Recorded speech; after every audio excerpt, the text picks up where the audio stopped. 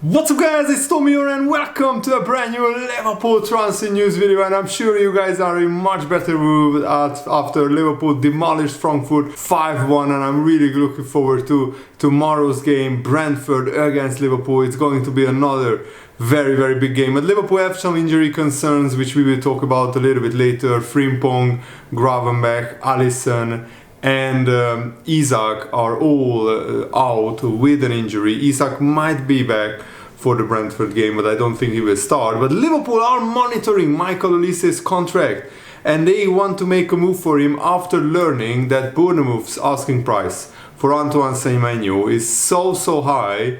You might just, it's better for Liverpool to go for Olise because he's not that much more expensive than Semenyo, and he's a better player. Olise is already world class, Semenyo is maybe a level below that, and of course Salah is a great player for Liverpool, but at the moment he's struggling for goals, and I think Jota's passing has affected him much more than we probably realize from the outside. And also I think Liverpool fans should support Salah more because of what he has done for this club. For 8 years he has been our best player, and he has won absolutely everything for Liverpool. He's an icon, a legend, and he's allowed to have a month or two where he's not scoring goals for fun every game, and I think Liverpool fans need to support Salah.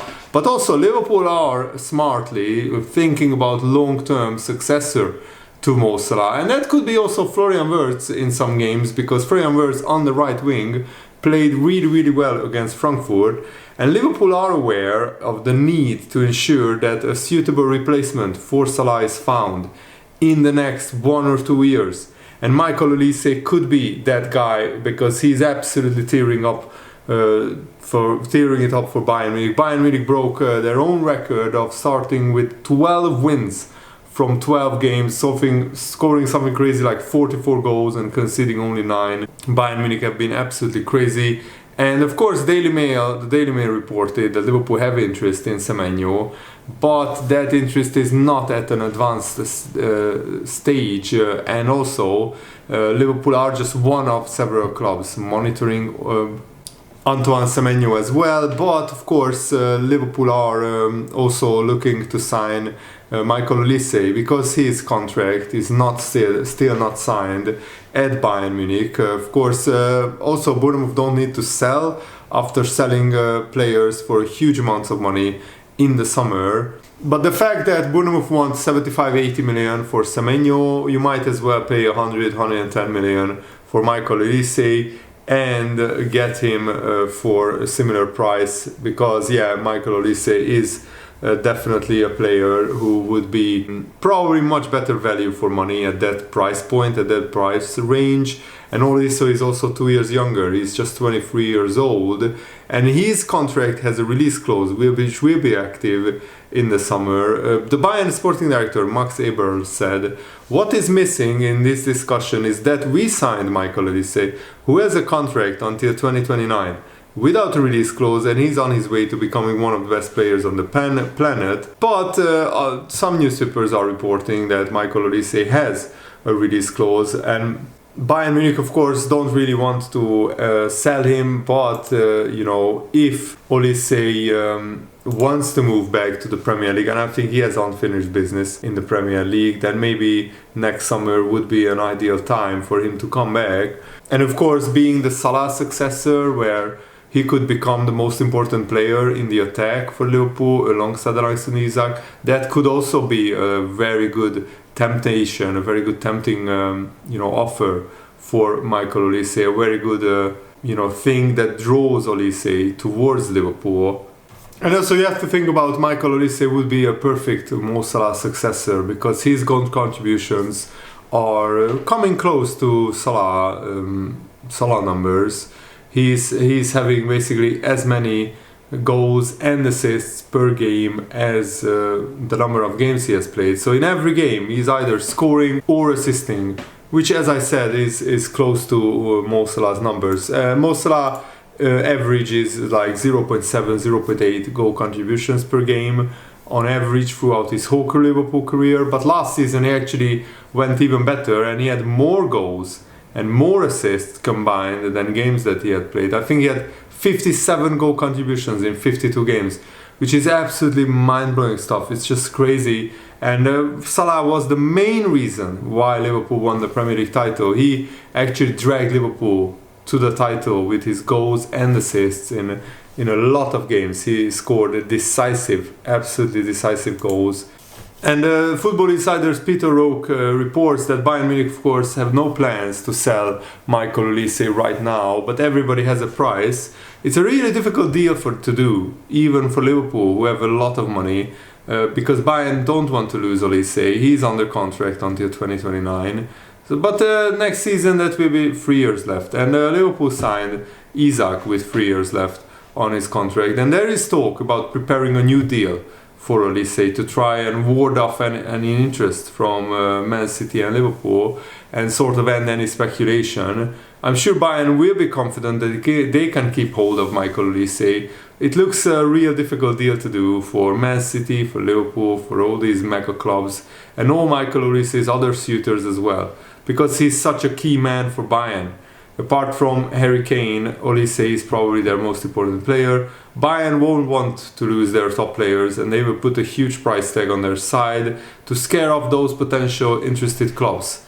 And as I said, they are preparing a new contract that they will hope that Olise will sign to sort of end any speculation of a move away from Bayern. And also you have to understand that Harry Kane is like well above his 30s. Luis Diaz is 29 years old. So the long-term future of Bayern Munich's attack is Jamal Musiala and Olise. Those are the two key players that they want to keep for the next 5, 6, 7 years. Of course, that's in an ideal world, but that's not really how football world works. Because if Olise wins some German titles and maybe he wins the Champions League with Bayern, then he might feel he has accomplished all he can at Bayern, and he might want to come back to England and win the Premier League, because I'm sure that he dreams of winning the Premier League title in his career as well.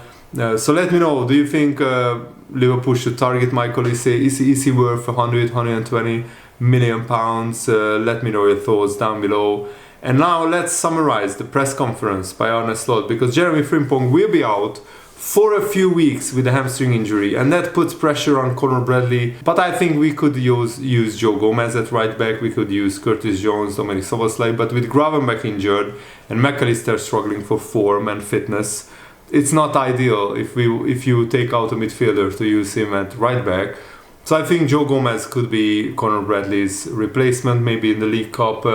Alisson is also out a little bit longer. Isak and Gravenberch are question marks for the weekend, but that's actually good news that Isak and Gravenberch's injuries are not that serious. They will be not out for 2, 3, 4 weeks, so maybe just a week. And Arne Slot also praised Florian Wirtz. He said that he has been his general game has been excellent, and his creativity, of course, even though sometimes he didn't get a goal or an assist, he was still creative and he was still an important part.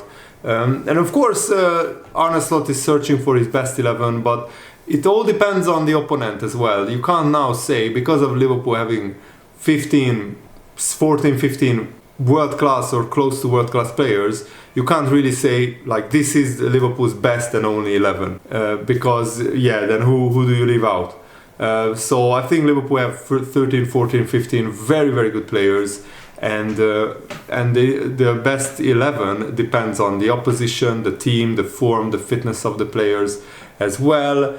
And even though Arne Slot concedes that there has been negativity around the team with 4 losses in a row, that's inevitable. But still, Liverpool still controls games, creates most chances.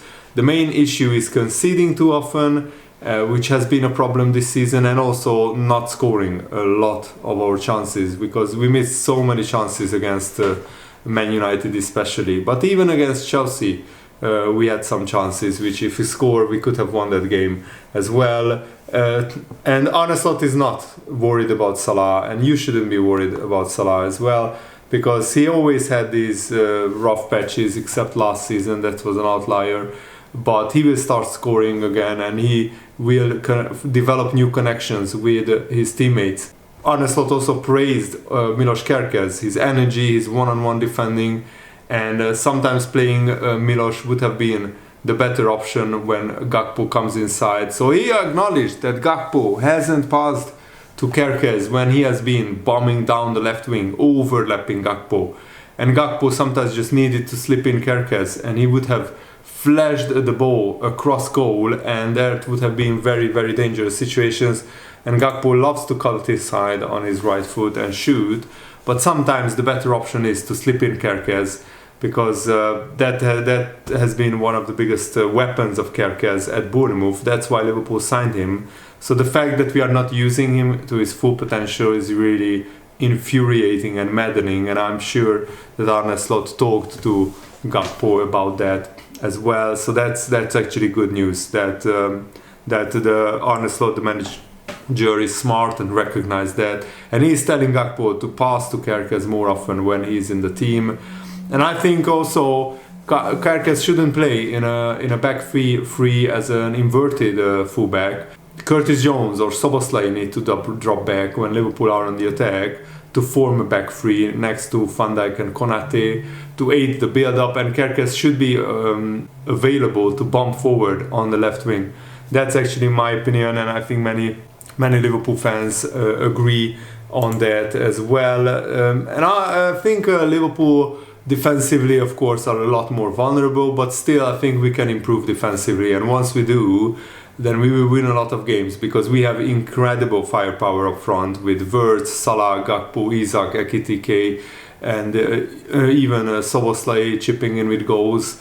I think Liverpool can score a lot of goals this season. We just need to be more solid defensively, and I think this Brentford game is crucial to maintain the momentum. We need to win that game as well. Thanks for watching, guys. I really hope that you guys enjoyed this. Have a nice day. See you later. Goodbye.